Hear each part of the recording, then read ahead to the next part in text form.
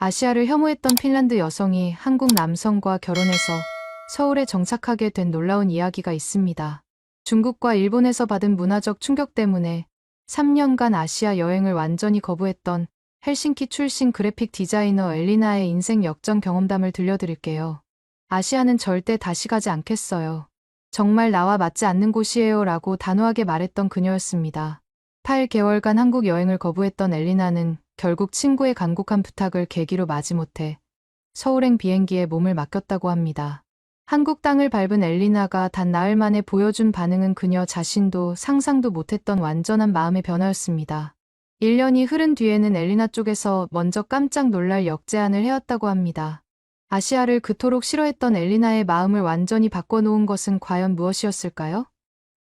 이제 엘리나의 놀라운 인생 역전 이야기를 함께 만나보시죠. 안녕하세요. 저는 엘리나라고 합니다. 지금은 서울에 살고 있지만 원래는 핀란드 헬싱키에서 태어나고 자란 토종 핀란드인이에요. 제가 어떻게 지구 반대편 한국까지 오게 되었는지 그 이야기를 들려드릴게요. 28살이었던 저는 헬싱키 시내 한복판에 있는 디지털 마케팅 회사에서 그래픽 디자이너로 일하고 있었어요. 아파트는 헬싱키 중심가에서 지하철로 15분 거리에 있는 깔끔한 원룸이었죠. 월세는 정부 주택보조금 덕분에 부담 없었고 무료 의료보험에 연간 5주 유급휴가까지. 정말 완벽한 삶이었습니다. 부모님은 둘 다 교사셨어요. 아버지는 고등학교에서 수학을, 어머니는 초등학교에서 핀란드어를 가르치셨죠. 저는 외동딸이라 부모님의 사랑을 독차지하며 자랐어요. 어릴 때부터 우리 핀란드는 세계에서 가장 살기 좋은 나라라는 말을 들으며 컸고 실제로도 그렇다고 믿어 의심치 않았습니다. 핀란드 사람들은 대부분 그렇지만 저도 자연을 무척 사랑해요.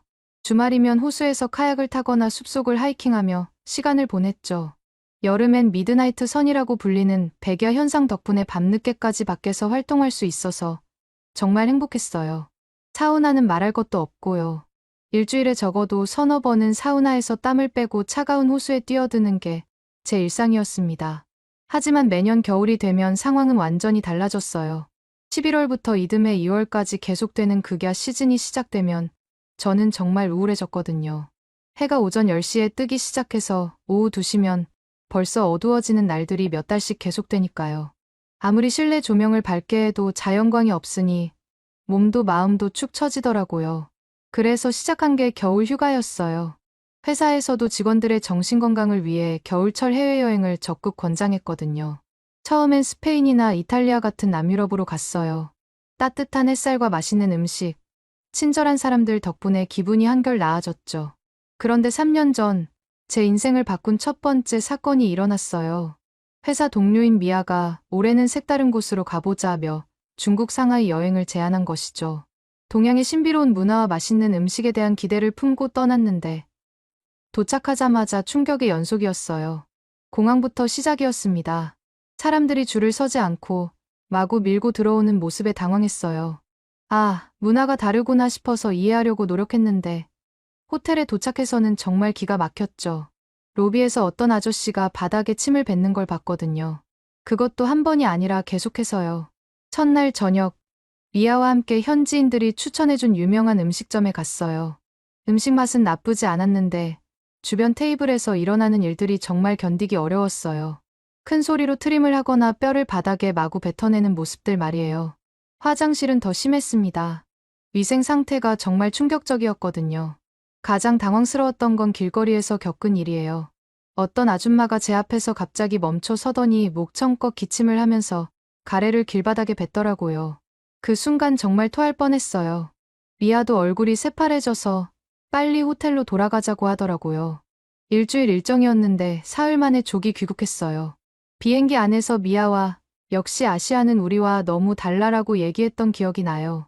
그때부터 아시아에 대한 선입견이 생겼던 것 같아요. 이듬해 겨울에도 또 다른 도전을 했어요. 이번엔 일본이었죠.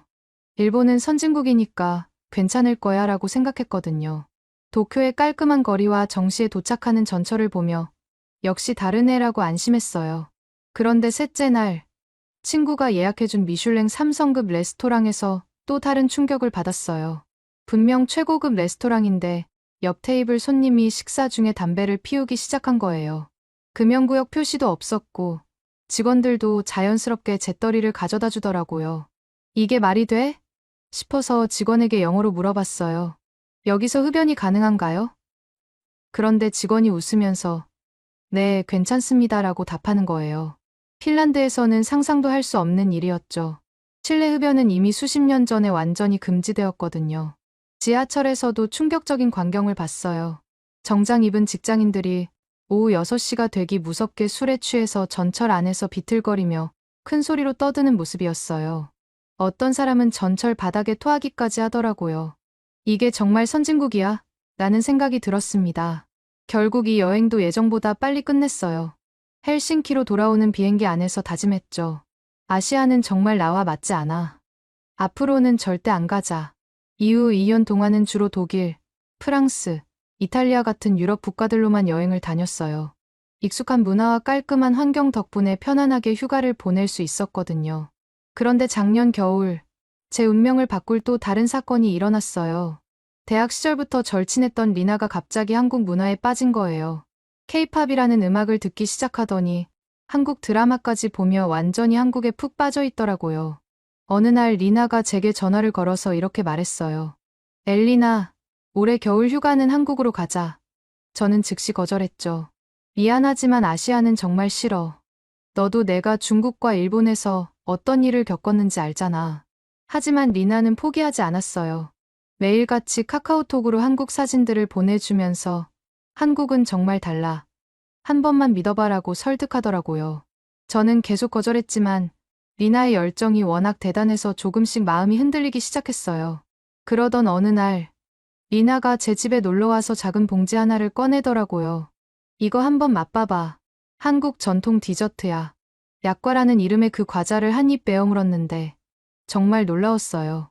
달콤하면서도 고소하고 꿀의 향긋함과 참기름의 고소함이 입 안에서 어우러지는 게 정말 환상적이었거든요. 이게 정말 아시아 음식이야? 이렇게 섬세한 맛이 나다니. 저도 모르게 감탄사가 나왔어요. 평소 전통 디저트를 좋아하는 저에게는 정말 완벽한 맛이었거든요. 리나가 빙긋 웃으며 휴대폰을 꺼내더니 음악을 틀어줬어요. 이것도 들어봐.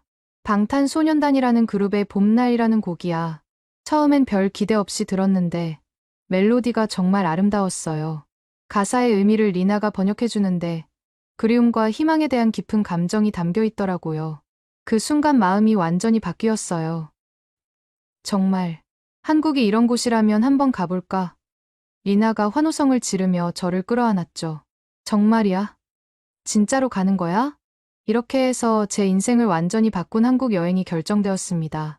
그때는 몰랐어요. 이 여행이 제게 어떤 놀라운 일들을 가져다 줄지 말이에요. 아니요. 지금 작성한 글이 이렇게 한국행이 결정된 후 한 달 동안 준비 기간이 정말 바빴어요. 리나는 매일같이 저에게 한국 여행 정보를 보내주면서 완전히 신이 나 있었거든요. 반면 저는 여전히 반신반의하는 마음이었습니다. 정말 괜찮을까? 또 실망하는 건 아닐까? 출발 2주일 전, 리나가 제게 한국어 기초 회화집을 사다 줬어요. 안녕하세요. 감사합니다. 맛있어요. 같은 간단한 표현들을 연습했는데 발음이 생각보다 어렵더라고요. 특히 어와 오 소리 구분이 정말 힘들었어요. 하지만 묘하게 매력적인 언어라는 생각이 들었습니다. 그 무렵 핀란드에서도 한류 열풍이 불기 시작했어요. 헬싱키 시내 카페에서 케이팝 음악이 나오는 걸 들었을 때 정말 신기했거든요. 정말 전 세계적인 현상이구나 싶었어요.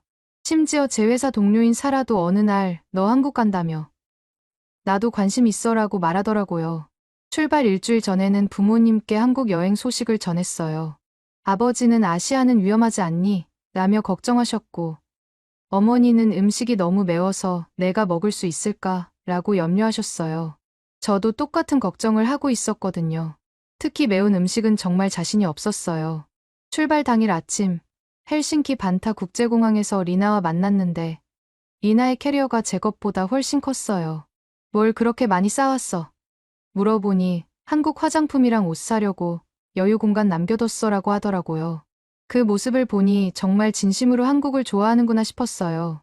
비행기에 탑승하면서부터 새로운 경험이 시작되었어요.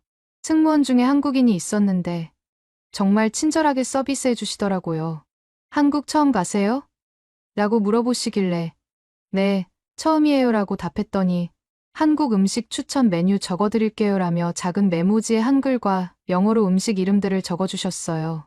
11시간 넘는 긴 비행이었지만 기내에서 본 한국 영화가 정말 인상적이었어요. 기생충이라는 작품이었는데 사회적 메시지가 담겨 있으면서도 스릴러적 재미까지 놓치지 않는 완성도에 깜짝 놀랐습니다. 아시아 영화가 이 정도 수준이라고? 제 편견이 조금씩 흔들리기 시작했어요. 기내식으로 나온 비빔밥도 처음 맛보는 음식이었는데 생각보다 맛있었어요. 고추장이 조금 매웠지만 참을 만한 정도였고 여러 가지 나물들이 어우러진 맛이 신선했거든요. 이 정도면 한국 음식도 괜찮을 것 같은데 기대감이 살짝 올라왔어요. 드디어 인천국제공항에 도착했을 때 첫 번째 놀라움이 시작되었습니다.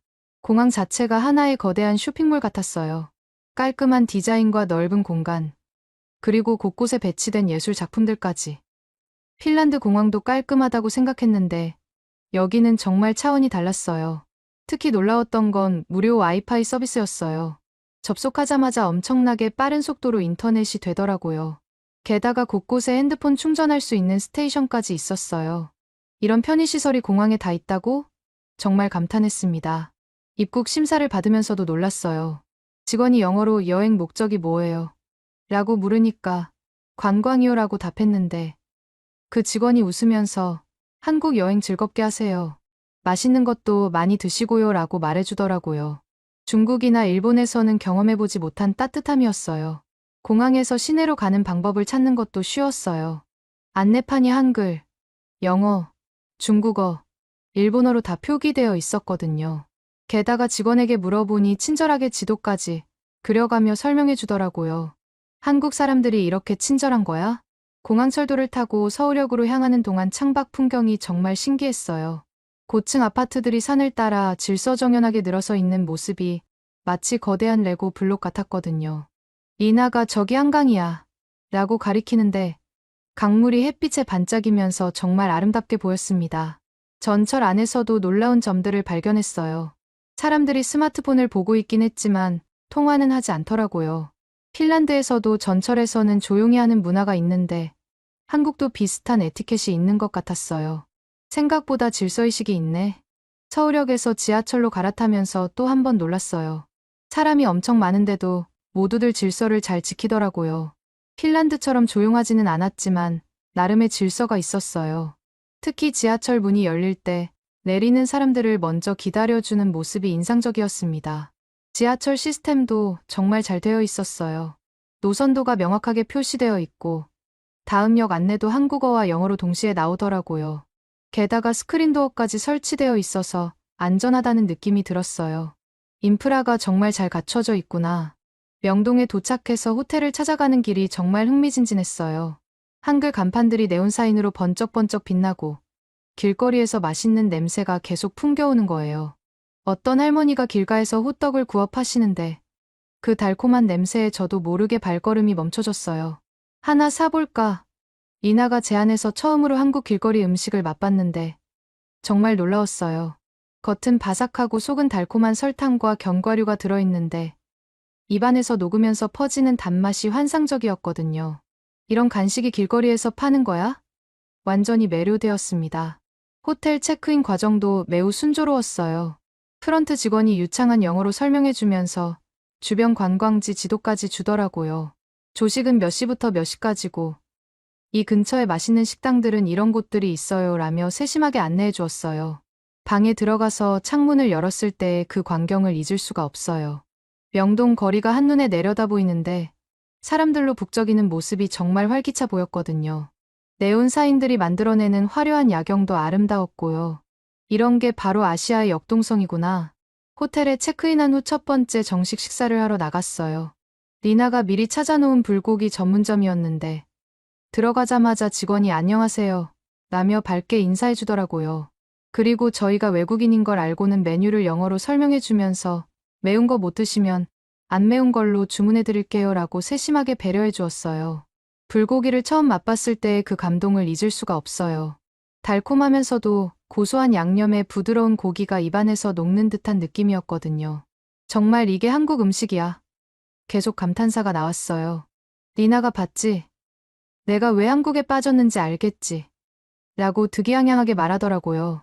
반찬으로 나온 김치도 처음에는 무서웠는데 한 입 먹어보니 생각보다 괜찮았어요. 매콤하긴 했지만 상큼한 맛도 있고 뭔가 중독성이 있는 맛이었거든요. 이게 바로 한국 사람들이 매일 먹는다는 김치구나. 둘째 날부터는 본격적인 서울 관광을 시작했어요. 경복궁에 갔는데 궁궐의 웅장함과 아름다움에 정말 압도되었습니다. 특히 근위병 교대식을 보면서 이런 전통이 지금까지 이어지고 있구나 싶어 감동받았어요. 한복을 입은 관광객들도 많았는데 그 화려한 색감과 우아한 실루엣이 정말 아름다웠거든요. 궁궐 안에서 만난 한국인 가이드 분이 정말 인상적이었어요. 저희가 외국인인 걸 보고 영어로 친절하게 설명해 주시면서 사진 찍어 드릴까요? 라고 제안해 주시더라고요. 그분 덕분에 경복궁에서 정말 예쁜 사진들을 많이 찍을 수 있었어요. 북촌 한옥마을에서는 또 다른 매력을 발견했어요. 전통과 현대가 조화롭게 어우러진 모습이 정말 인상적이었거든요. 한옥 카페에서 전통차를 마시면서 창밖으로 보이는 기와 지붕들을 바라보니 마음이 평온해졌습니다. 이런 여유로운 분위기도 있구나. 그 카페에서 파는 한과들도 정말 맛있었어요. 약과와 비슷하지만 또 다른 종류의 전통 과자들이 있더라고요. 특히 깨강정이라는 과자가 정말 고소하고 달콤해서 리나와 함께 한 봉지를 다 먹어버렸어요. 한국 디저트 정말 매력적이야. 셋째 날 홍대에 갔을 때는 완전히 다른 한국을 만났어요. 젊은 사람들의 에너지가 넘치는 거리에서 버스킹 공연을 보는데 K-팝 댄스부터 일렉트로닉 음악까지 정말 다양한 장르의 공연이 펼쳐지고 있었습니다. 특히 한 여고생팀이 춤추는 모습을 보면서 이게 바로 K-팝의 본고장이구나 실감했어요. 홍대 클럽 거리도 구경했는데 정말 화려했어요. 각종 클럽들에서 흘러나오는 음악 소리와 젊은이들의 웃음소리가 어우러져서 마치 축제 같은 분위기였거든요. 핀란드에서는 느낄 수 없는 열정적인 에너지가 있었습니다. 그날 밤 한강공원에서 치킨과 맥주를 먹으면서 리나와 이야기를 나눴어요. 솔직히 어때? 한국이 내 생각과 달랐지? 리나가 물어보니까 저도 인정할 수밖에 없었어요. 정말 놀라워. 내가 가졌던 아시아에 대한 편견이 얼마나 잘못된 것이었는지 깨닫고 있어. 한강에서 바라본 서울의 야경이 정말 환상적이었어요. 반포대교에서 펼쳐지는 무지개 분수쇼를 보면서 이런 낭만적인 곳이 있다니 감탄했습니다. 강바람을 맞으며 맥주를 마시는 사람들의 여유로운 모습을 보니 한국 사람들의 삶의 문화가 정말 매력적으로 느껴졌어요. 하지만 가장 놀라운 일은 넷째 날에 일어났습니다. 그날이 바로 제 운명을 완전히 바꾼 날이었거든요. 명동에서 쇼핑을 즐기며 마지막 날을 보내고 있었는데 갑자기 뒤에서 누군가 저희를 따라오는 기척이 느껴지기 시작했어요. 처음에는 그냥 우연의 일치인 줄 알았어요. 하지만 몇 분째 계속 같은 속도로 뒤를 따라오는 발자국 소리가 들리니까 점점 무서워지기 시작했거든요. 리나도 제 표정을 보더니 왜 그래? 라고 물었고 저는 작은 목소리로 누군가 우리를 따라오는 것 같아라고 말했어요. 리나가 살짝 뒤를 돌아보더니 얼굴이 새파래졌어요. 정말이네. 어떻게 하지? 우리는 발걸음을 빨리 하기 시작했고 그 남자도 따라서 빨라지는 게 느껴졌어요. 그 순간 정말 무서웠습니다. 설마 중국에서 겪었던 일들이 한국에서도 일어나는 건 아니겠지? 바로 그때였어요. 그 남자가 실례합니다. 라고 영어로 소리를 지르며 저희에게 다가왔거든요. 저와 리나는 완전히 놀라서 서로를 꽉 붙잡고 있었는데 그 남자가 숨을 헐떡거리며 지갑 떨어뜨리신 것 같은데요 라고 말하는 거예요. 그 순간 제 얼굴이 얼마나 빨개졌는지 몰라요. 가방을 확인해보니 정말로 지갑이 없더라고요. 언제 떨어뜨렸는지도 모르게 말이에요. 그 남자가 웃으면서 제 지갑을 건네주는데 안에 있던 현금과 카드가 하나도 빠짐없이 그대로 들어있었어요. 정말 감사합니다. 어떻게 감사를 표현해야 할지 제가 당황하며 말하니까 그 남자가 천만에요. 당연한 일인거려라고 답하더라고요. 그런데 그 사람의 영어 발음이 정말 자연스러웠어요. 마치 오랫동안 해외에서 살았던 사람 같은 느낌이었거든요. 바로 그 순간부터 제 한국에 대한 모든 생각이 바뀌기 시작했습니다. 그 남자의 자기소개는 정말 놀라웠어요. 안녕하세요. 저는 김준호라고 합니다. IT 스타트업을 운영하고 있어요. 유창한 영어와 정중한 태도에 제가 가졌던 선입견이 순식간에 무너졌거든요. 리나도 옆에서 와, 완전 신사네라고 속삭였어요. 정말 어떻게 감사를 표현해야 할지 모르겠어요. 커피라도 한 잔 사드릴게요. 제가 말하니까 준호 씨가 웃으면서 오히려 제가 한국의 진짜 맛을 보여드리고 싶은데요. 시간 괜찮으시면 가이드를 해드릴까요? 라고 제안하더라고요.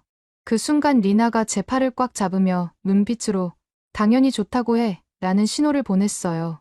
정말 괜찮을까요? 너무 폐가 되는 건 아닌지. 제가 망설이자 준호 씨가 전혀요.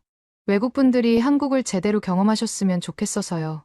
특히 핀란드에서 오셨다니 더욱 그래요라고 말했습니다. 그때는 몰랐지만 그 말에 특별한 의미가 담겨 있었던 거예요. 첫 번째로 안내해준 곳은 북촌 한옥마을 근처의 작은 전통 찻집이었어요. 관광객들이 잘 모르는 곳인데 정말 맛있어요 라며 데려간 그곳은 한옥을 개조한 아담한 카페였거든요. 들어가자마자 은은한 차 향기와 따뜻한 분위기에 마음이 편안해졌어요. 전통차를 드셔보세요. 대추차인데 달콤하고 몸에도 좋아요. 준호 씨가 추천해준 대추차는 정말 환상적이었어요. 달콤하면서도 은은한 향이 입안 가득 퍼지는데 핀란드의 차가운 겨울을 잊게 만드는 따뜻함이 있었거든요. 이런 맛이 있다니 정말 놀라워요. 그 찻집에서 준호 씨는 저희에게 한국 문화에 대해 자세히 설명해 주었어요. 한국 사람들은 차 마시는 걸 좋아해요. 특히 겨울에는 따뜻한 차로 몸을 데우는 문화가 있죠. 그러면서 핀란드의 사우나 문화에 대해서도 궁금해 하더라고요. 사우나가 정말 매일 하는 문화인가요? 제가 사우나 문화에 대해 설명해 드리니까 준호 씨가 정말 흥미로워했어요. 핀란드 사람들은 사우나에서 어떤 이야기를 나누나요? 한국도 찜질방이라는 비슷한 문화가 있어요. 그렇게 서로의 문화에 대해 이야기하다 보니 시간 가는 줄 몰랐어요. 두 번째로 간 곳은 이태원의 한 퓨전 레스토랑이었어요. 여기는 외국인 입맛에도 맞게 한국 음식을 만드는 곳이에요. 너무 맵지 않게 해달라고 부탁드릴게요. 준호 씨의 세심한 배려가 정말 감동적이었거든요. 그동안 만났던 남성들 중에 이렇게 상대방을 배려하는 사람은 처음이었어요. 주문한 음식이 나왔을 때 정말 놀랐어요. 불고기 타코, 김치볶음밥, 떡갈비 등 한국 음식을 서양식으로 재해석한 요리들이었거든요. 이런 창의적인 음식이 있다니. 특히 불고기 타코는 달콤한 불고기와 아삭한 채소가 조화를 이루어 정말 맛있었습니다. 한국 음식이 이렇게 다양할 줄 몰랐어요. 매운 것만 있는 줄 알았는데. 제가 감탄하니까 준호 씨가 웃으며 한국 음식도 지역마다, 요리마다 정말 다양해요. 편견 없이 보시면 분명 마음에 드실 거예요 라고 말했습니다. 그 말이 단순히 음식에 대한 이야기가 아니라는 걸 나중에 깨달았어요. 식사를 하면서 준호 씨의 이야기를 더 들을 수 있었어요. 서울대학교에서 컴퓨터공학을 전공했고 졸업 후 몇 년간 대기업에서 일하다가 스타트업을 창업했다고 하더라고요. 처음에는 정말 힘들었어요. 하지만 제가 만든 앱이 사람들에게 도움이 되는 걸 보면서 보람을 느꼈어요. 그의 앱은 외국인 관광객들을 위한 번역 및 문화 안내 서비스였어요. 외국분들이 한국에서 불편함을 겪지 않았으면 좋겠어서 만들었어요. 언어 장벽 때문에 오해가 생기는 경우가 많거든요. 그 말을 들으니 그가 저희를 도와준 것도 우연이 아닌 것 같았어요. 리나가 정말 멋진 일을 하시네요. 한국에 대한 애정이 느껴져요. 라고 말하니까 준호 씨가 잠깐 표정이 어두워졌어요. 사실 저도 해외에서 힘든 경험을 했거든요. 그래서 더욱 외국인들에게 따뜻하게 대하고 싶어요. 그때는 구체적으로 말하지 않았지만 뭔가 깊은 사연이 있다는 느낌이 들었어요. 세 번째로 간 곳은 한강공원이었어요. 한국 사람들이 가장 좋아하는 장소 중 하나예요. 특히 치킨과 맥주를 먹으면서 강바람을 맞는 게 정말 좋거든요. 준호 씨가 치킨과 맥주를 주문하면서 매운맛 말고 순한 맛으로 주문할게요 라고 또 한 번 배려해 주었어요. 한강에서 바라본 서울의 풍경이 정말 아름다웠습니다. 해가 지면서 도시의 불빛들이 하나둘씩 켜지고 한강다리들이 조명으로 화려하게 빛나기 시작했거든요. 정말 로맨틱한 곳이네요. 핀란드에도 호수가 많지만 이런 도시적인 아름다움은 처음이에요. 치킨을 먹으면서 준호 씨는 더 개인적인 이야기를 들려주었습니다. 저는 혼자 살고 있어요. 부모님은 부산에 계시고요. 서울에서 일하면서 가끔 외로울 때가 있거든요. 그런 솔직한 모습이 더욱 매력적으로 느껴졌어요. 핀란드 남성들과는 다른 따뜻함이 있었거든요. 핀란드는 어떤 곳인가요? 정말 가보고 싶어요. 준호 씨가 눈을 반짝이며 물어보자 저는 고향에 대해 자세히 설명해 드렸어요. 사우나 문화, 자연의 아름다움, 복지 시스템까지. 정말 살기 좋은 곳 같아요. 언젠가 꼭 가보고 싶어요. 그때 리나가 엘리나는 원래 아시아를 별로 안 좋아했어요. 중국이랑 일본에서 안 좋은 경험을 했거든요 라고 말했어요. 저는 리나를 째려봤지만 이미 늦었죠. 준호 씨가 어떤 경험이었는지 물어봐도 될까요? 라고 조심스럽게 물었어요. 저는 중국과 일본에서 겪었던 일들을 솔직하게 말했습니다. 위생 문제, 문화적 충격, 실망감까지. 그래서 한국도 처음엔 오기 싫었어요. 하지만 지금은 정말 생각이 바뀌었어요. 준호 씨가 제 말을 끝까지 들어주면서 고개를 끄덕였어요. 이해해요. 저도 비슷한 경험이 있거든요. 준호 씨가 말을 꺼냈습니다. 사실 저도 10년 전에 핀란드에서 교환학생을 했었어요. 헬싱키 대학교에서 1년간 공부했죠. 그 말에 저와 리나는 깜짝 놀랐어요. 정말요? 그럼 핀란드를 아시는구나. 네. 하지만 쉽지 않은 시간이었어요. 준호 씨의 표정이 어두워졌어요. 처음엔 정말 기대가 컸거든요. 선진국이고 복지도 좋다고 해서. 하지만 현실은 달랐어요. 아시아인이라는 이유로 차별을 받는 경우가 많았어요. 구체적인 예를 들어주는데 정말 마음이 아팠어요. 버스에서 제 옆자리에 아무도 안 앉으려고 했어요. 카페에서는 주문을 받지 않으려고 하거나 짜증을 내는 직원들도 있었고요. 심지어 어떤 사람은 제가 코로나 바이러스를 옮긴다고 피하기도 했어요. 정말요? 그런 일이 있었다니 저는 정말 충격을 받았습니다. 핀란드가 그런 차별이 있는 줄 몰랐거든요. 모든 핀란드 사람이 그런 건 아니었어요. 친절한 분들도 많았죠. 하지만 그런 경험들이 정말 마음에 상처를 줬어요. 그래서 외국인들이 한국에서 좋은 경험을 했으면 좋겠어요. 준호 씨가 저를 바라보며 말했어요. 제가 받았던 상처를 다른 사람들은 받지 않았으면 해서요. 특히 편견 때문에 한 나라 전체를 판단하는 건 정말 안타까워요. 그 말을 들으니 제가 얼마나 잘못 생각하고 있었는지 깨달았습니다. 정말 죄송해요. 저도 아시아에 대해 편견을 가지고 있었네요. 준호 씨가 손을 저으며 전혀 잘못된 게 아니에요. 경험에 기반한 생각이니까요. 중요한 건 열린 마음으로 새로운 경험을 받아들이는 거죠라고 말했어요. 해가 완전히 지고 한강의 야경이 환상적으로 펼쳐졌을 때 준호 씨가 마지막 제안을 했어요. 내일 시간 되시면 더 특별한 곳을 보여드리고 싶은데요. 엔서울타워에서 서울 전체를 보시면 정말 감동받으실 거예요. 저와 리나는 당연히 좋다고 했죠. 그날 밤 호텔로 돌아가는 길에 리나가 계속 흥분해서 이야기했어요. 엘리나, 저 사람 진짜 좋은 것 같아. 너무 신사적이고 배려심도 많고. 저도 동감이었어요. 그동안 만났던 어떤 남성보다도 매력적이었거든요. 호텔 방에서 리나와 이야기를 나누면서 제 마음도 정리해봤습니다. 정말 놀라워 한국에 대한 생각이 완전히 바뀌었어. 그리고 준호 씨는 리나가 웃으면서 설마 반한 거 아니지? 라고 물었어요. 저는 얼굴이 빨개지면서 그런 건 아니야.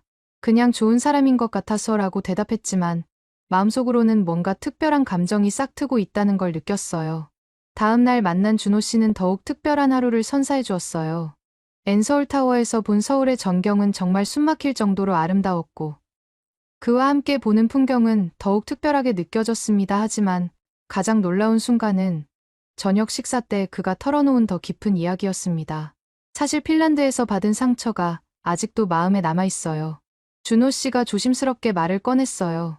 하지만 오늘 엘리나 씨를 만나면서 모든 핀란드 사람이 그런 건 아니라는 걸 다시 느꼈어요. 정말 감사해요. 그 진솔한 고백을 들으니 제 마음이 정말 복잡해졌어요. 준호 씨가 핀란드에서 받았던 상처들을 생각하니 미안하고 고마운 마음이 동시에 들었거든요. 정말 죄송해요. 우리나라에서 그런 일을 겪으셨다니. 제가 말하니까 준호 씨가 고개를 저으며 전혀 그럴 필요 없어요. 오히려 오늘 엘리나 씨를 만나서 정말 다행이에요 라고 말했어요. 한국에서의 마지막 밤이 되었을 때 정말 아쉬웠습니다. 준호 씨는 저희를 인천공항까지 직접 배웅해주겠다고 했거든요. 정말 너무 감사했어요. 덕분에 한국에 대한 생각이 완전히 바뀌었어요. 제가 말하니까 준호 씨가 웃으면서 저도 정말 즐거웠어요. 연락 계속하면 안 될까요? 라고 물었어요.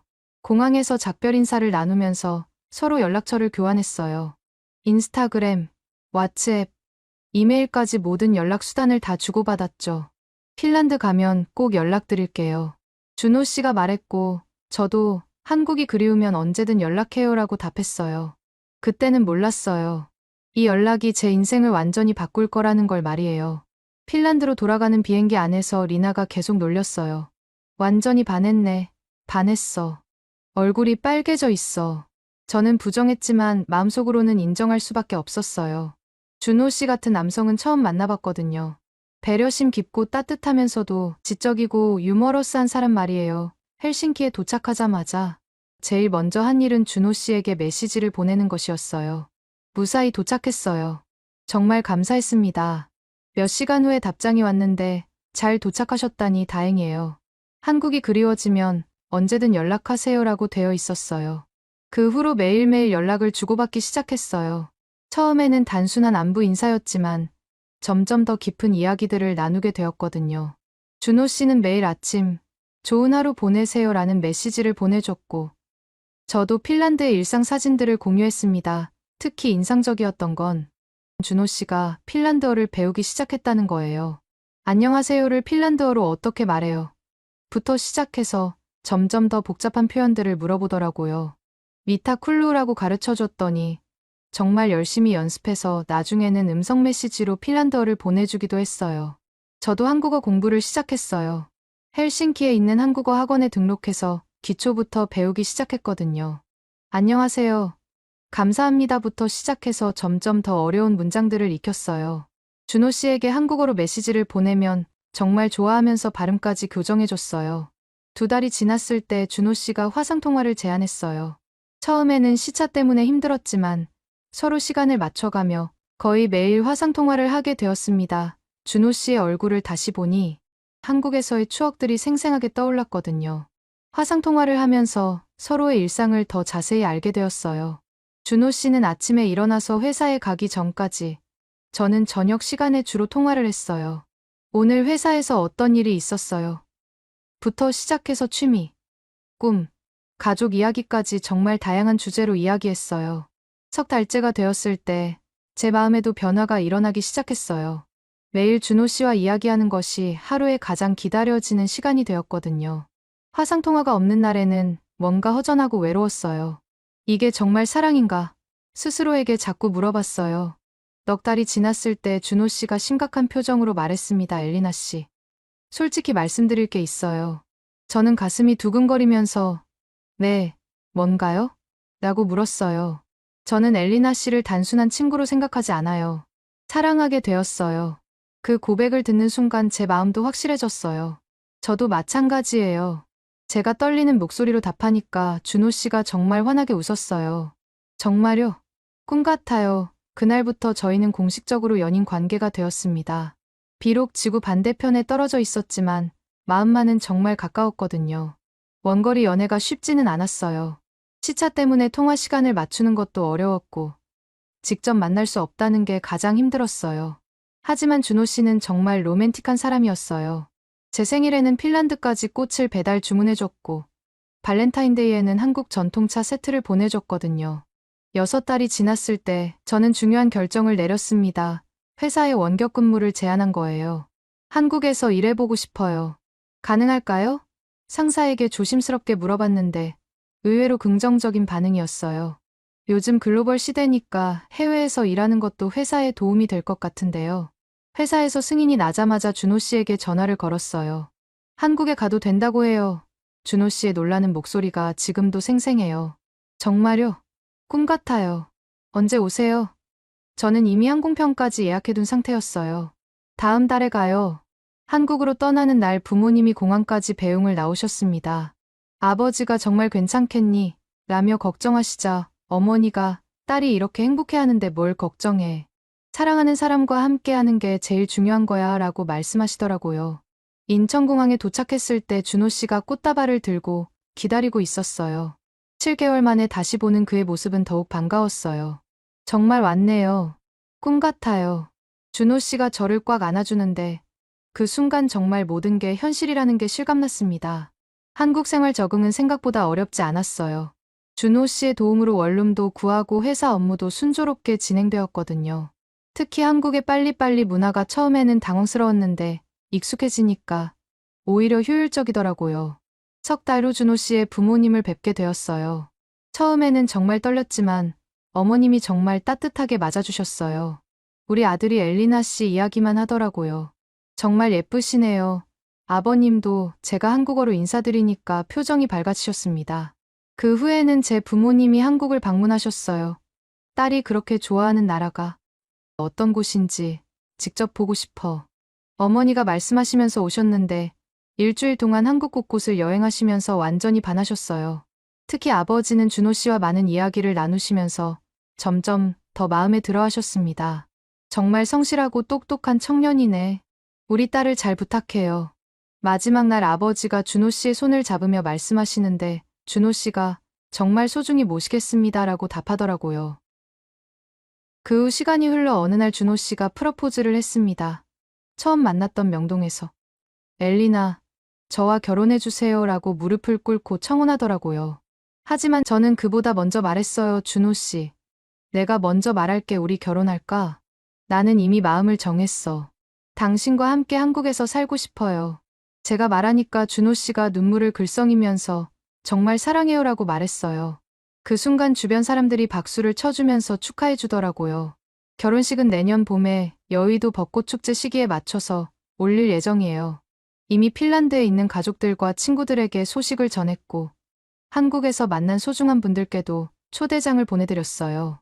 벚꽃이 만개한 한강공원에서 올릴 야외 결혼식을 상상만 해도 설레어요. 프러포즈를 받은 후 지금의 저는 한국관광청과 협력해서 핀란드인이 본 한국이라는 블로그를 운영하고 있습니다. 제 경험을 바탕으로 외국인들에게 한국의 진짜 매력을 알리는 일을 하고 있거든요. 앞으로는 1년에 2번씩 핀란드에 가서 부모님과 시간을 보내고 여름에는 부모님이 한국에 놀러 오실 예정입니다.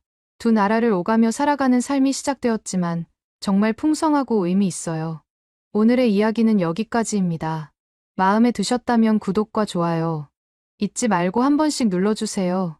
소중한 시간 함께 해주셔서 진심으로 감사드리고 앞으로도 더 깊은 이야기로 여러분을 찾아뵐게요. 오늘 찾아뵐게요. 오늘 찾아뵐게요. 오늘 찾아뵐게요. 오늘 찾아뵐게요.